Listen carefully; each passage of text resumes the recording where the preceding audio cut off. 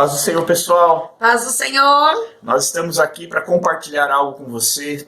Nós temos relido o livro dos Mártires. Maravilhoso. E esse livro tem falado muito ao nosso coração. E o Espírito Santo, enquanto nós líamos ontem, o Espírito Santo colocou algo no nosso coração de compartilhar com você. Porque esse livro, ao contrário do que muitos pensam, ele não conta só histórias de pessoas que sofreram, mas ele revela o valor que o Evangelho tem e o preço que foi pago para que esse Evangelho chegasse até nós, as futuras gerações daquele tempo. Aqueles homens e mulheres que foram mortos, que levaram a sua fé às últimas consequências, que poderiam ter parado a qualquer momento, que poderiam ter rejeitado a Jesus, renunciado à sua fé e se livrado de todo o martírio, mas que por livre e espontânea vontade seguiram em frente e decidiram viver a sua fé até as últimas consequências, revelando assim o valor que o Evangelho tinha para elas. Porque o preço que se paga é relativo ao valor que se tem. Algo de pouco valor custa barato. Algo de muito valor custa caro. Então, essas histórias revelam, pelo preço que foi pago, o valor que o Evangelho tinha para essas pessoas. E quando a gente compara com os dias de hoje, um Evangelho barato que tem sido vendido, as pessoas hoje em dia muitas vezes não querem pagar o preço, querem viver um Evangelho sem valor, um Evangelho barato. E essas pessoas nos inspiram e nos instigam a pagar o preço mais alto para viver o Evangelho mais precioso. E nós queríamos então hoje dar início a uma série de mensagens. Provavelmente todos os dias nós vamos ler uma passagem com vocês dessas histórias do livro e vamos meditar um pouco sobre o valor que está incutido ali, tá bom? Então nós vamos começar hoje lendo. A Thaís separou uma história. Antes de ontem eu coloquei no meu Instagram, para quem me segue lá no Instagram, eu coloquei uma verdade desse autor desse livro. Originalmente o livro foi lançado pela primeira vez em 1559 pelo autor do livro, o John Foxe.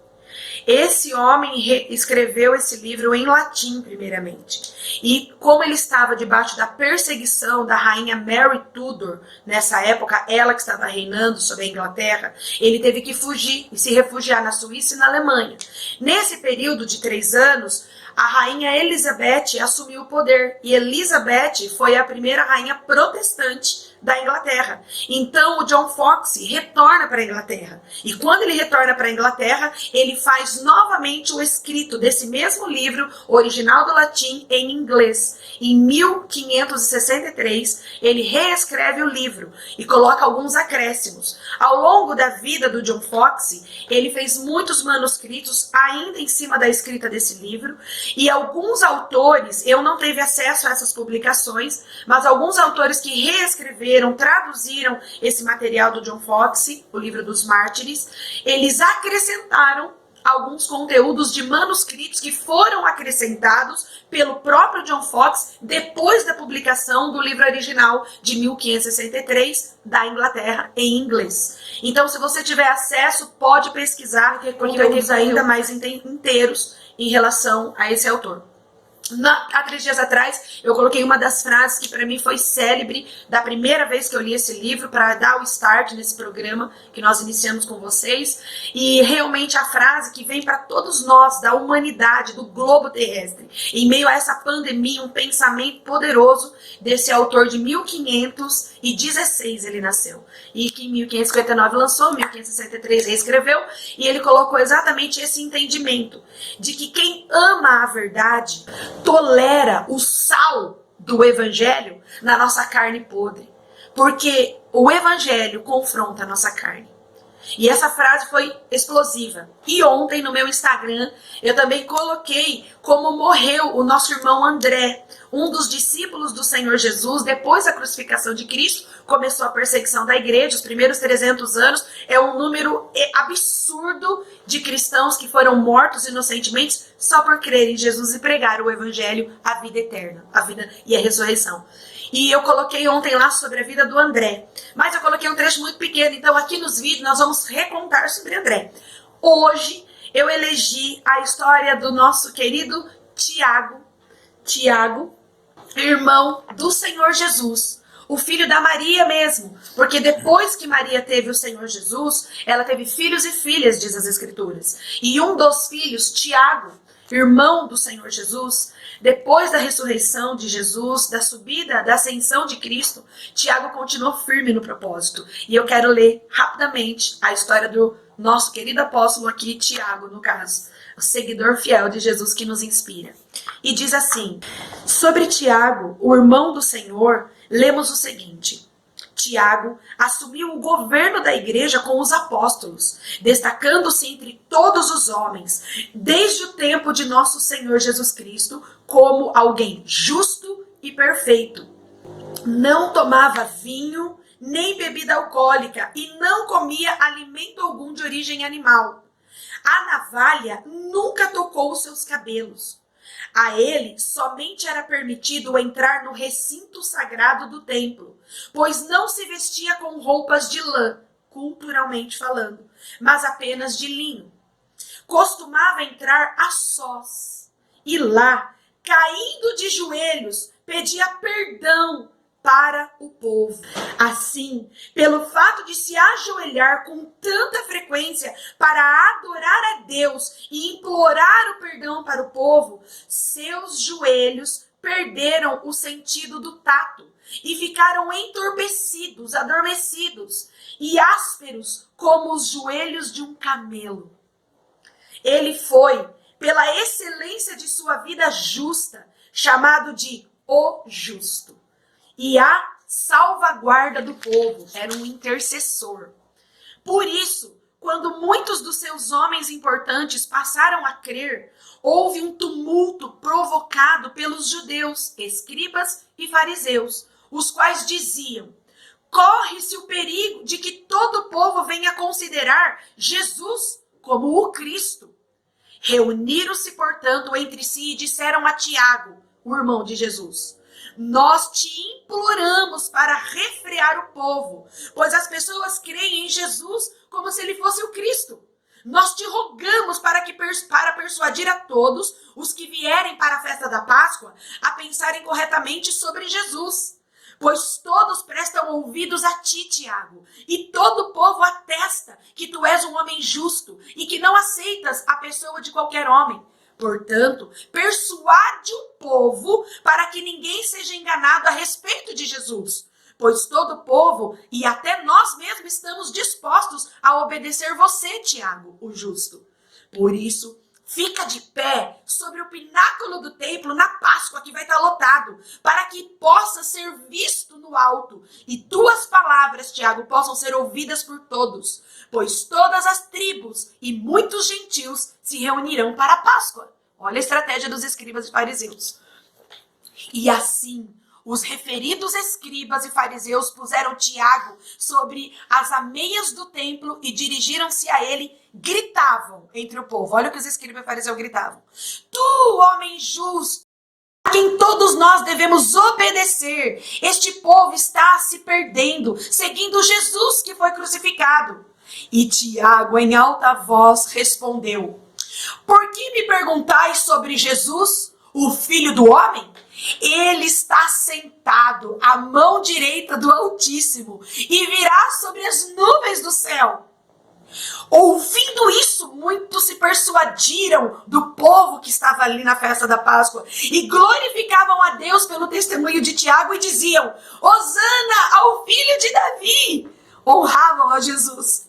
Então, os escribas e fariseus diziam uns aos outros: agimos mal ao provocar esse testemunho de Jesus.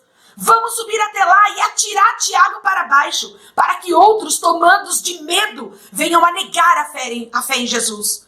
E puseram-se a gritar, dizendo: ei, cuidado, esse homem também foi seduzido. Os fariseus tentando enganar e persuadir o povo. Por isso, subiram ao pináculo do templo, a fim de atirá-lo lá do alto. Todavia, ele não morreu com a queda, mas virando-se, pôs-se de joelhos e disse: Tiago caiu do pináculo, não morreu, se colocou de joelho e disse: ó Senhor Deus, Pai, eu te suplico para perdoá-los, porque não sabem o que fazem. E eles disseram uns aos outros: vamos apedrejar Tiago, o justo. E o conduziram para castigá-lo com pedras. Mas enquanto o apedrejavam, um dos sacerdotes disse: parem, que estáis fazendo? O homem justo orou por vocês. E um dos circunstantes, um pisoador, apanhou um instrumento que se usava para bater e apertar o pano e golpeou Tiago, o homem justo, na cabeça. E assim terminou o seu testemunho. Sepultaram-no naquele mesmo lugar. Ele foi uma verdadeira testemunha de Cristo para os judeus e os gentios. Bom. Uau! Que inspirador. Uau! Que inspirador. Como nós dissemos, a ideia não é ter dó desses homens, porque eles não são dignos de dó. Esses homens são dignos de admiração e de inspiração. Foram homens e mulheres com o mesmo amor por Jesus e a mesma fé, a mesma paixão e a mesma disposição para viver o Evangelho. O mesmo que Tiago tinha, que trouxeram o Evangelho até nós. Tiago tinha uma oportunidade de pregar o Evangelho. Uma porta se lhe abriu. Porém, ele ia ter que... Isso ia custar a sua vida. Anunciar Jesus no pináculo do templo, na festa da Páscoa. Ia ser o maior evento evangelístico que se havia visto. Porém, o preço desse evangelismo seria alto demais. E Tiago, avaliando o valor do Evangelho, pagou o preço.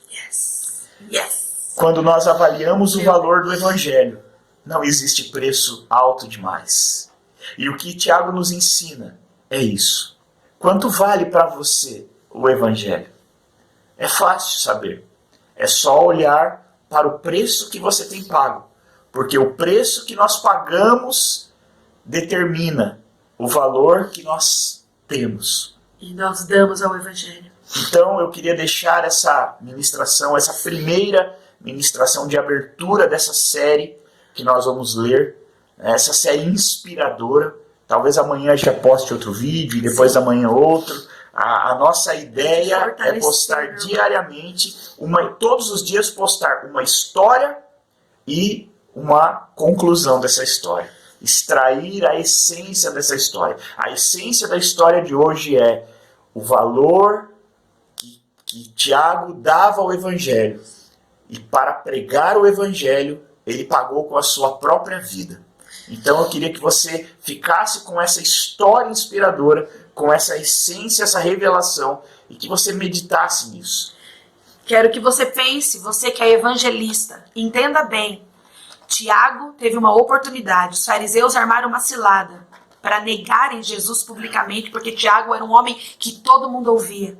Se você tem amigos, você é uma pessoa influente no seu meio, use as oportunidades que aparecerem para anunciar o Evangelho, confirmar que você é um cristão, confirmar que você ama Jesus, o seu Salvador, porque foi isso que Tiago fez. Ele aproveitou a oportunidade. Não perca as oportunidades que o Senhor vai preparar para você ainda hoje. Pague o preço que for exigido.